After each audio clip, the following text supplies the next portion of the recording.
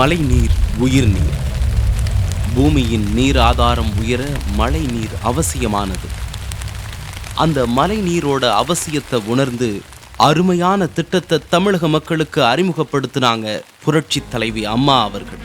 கடந்த 2001ஆம் ஆண்டு அதிமுக மீண்டும் அரியணை ஏறிய போது தமிழகத்தின் தண்ணீர் பஞ்சத்தை போக்குவதற்காகவும் நிலத்தடி நீர்மட்டத்தை உயர்த்துவதற்காகவும் உருவாக்கப்பட்ட உன்னத திட்டம்தான் மழைநீர் சேகரிப்பு திட்டம். ஃபுல்லாக 15 அடி கீழே ஆளை இறக்கி இப்போ பெஞ்ச 4 நாள் மழையில் ஃபுல்லாக தண்ணி இறங்கி நிற்கிது. எங்களோட கண் எதிரவே எங்கள் பூமிக்குள்ள தண்ணி இறங்குறத நாங்கள் பார்க்குறோம்.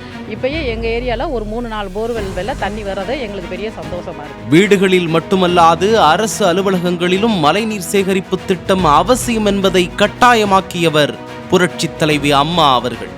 மழைநீர் சேகரிப்பு இருந்தால் மட்டுமே கட்டட வரைபடங்களுக்கு அனுமதியும் வழங்கப்படும் என அதிரடியாக அறிவித்தார் அம்மா.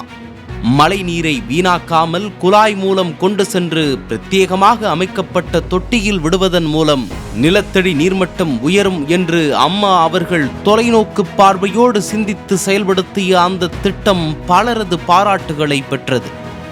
பருவமழை காலத்தில் மழைநீர் முழுவதும் முறையாக சேமிக்கப்பட்டதால் தமிழகம் முழுவதும், குறிப்பாக சென்னையில் நிலத்தடி நீர்மட்டம் வெகுவாக உயர்ந்தது. சென்னையிலும் புறநகர் பகுதிகளிலும் நிலத்தடி நீர்மட்டம் வெகுவாக உயர்ந்த காரணத்தால் தண்ணீர் பிரச்சனைக்கு தீர்வு காணப்பட்டது. இன்றைக்கும் மழைநீர் சேகரிப்பு தொட்டி அமைக்கப்பட்டுதான் வீடுகளும் கட்டிடங்களும் கட்டப்படுகின்றன. பல ஆண்டு காலம் நிலைத்து நிற்கும் திட்டத்தை அறிமுகம் செய்தவர் புரட்சி தலைவி அம்மா அவர்கள்.